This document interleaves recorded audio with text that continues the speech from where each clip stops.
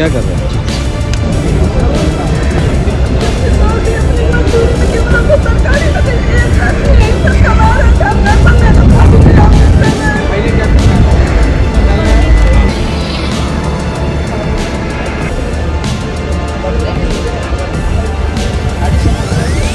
हाँ बिल्कुल. आता तर पहिली गोष्ट त्याला आपण सुदैवाने काही जर समजा तो जीवित आहे, त्याचा मृत्यू झाला आहे की जीवित आहे हे पहिलं आपल्याला त्याला हे सगळं युद्ध पातळीवर आपण काम करू. खाली काय आहे त्याचं अजून आपल्याला त्याची माहिती नाही. परंतु दुर्दैवाने जर त्याचा मृत्यू झाला असेल तर त्याच्या नातेवाईकांना जे L&T कंपनी आहे काम करते इथे 50 लाख रुपये त्यांना आपण त्यांच्या वतीने देण्याचं प्रावधान करू आणि त्यांच्या कुटुंबातल्या एकाला नोकरी देखील L&Tमध्ये देण्याचा निर्णय आम्ही घेतलेला आहे.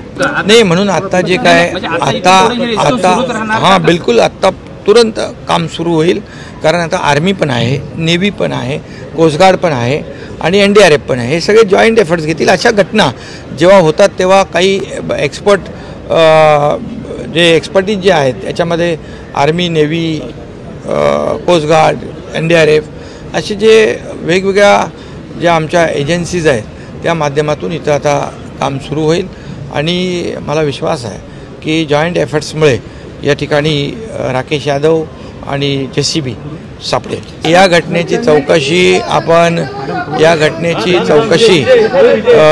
VJTI चे प्रोफेसर बंबोले यांच्या मार्गदर्शनाखाली सुरू केलेली आहे आणि त्याची सर्व चौकशी होईल. का स्ट्रक्चर पडलं त्याचं जे काही आहे ते चौकशीमध्ये समोर येईल.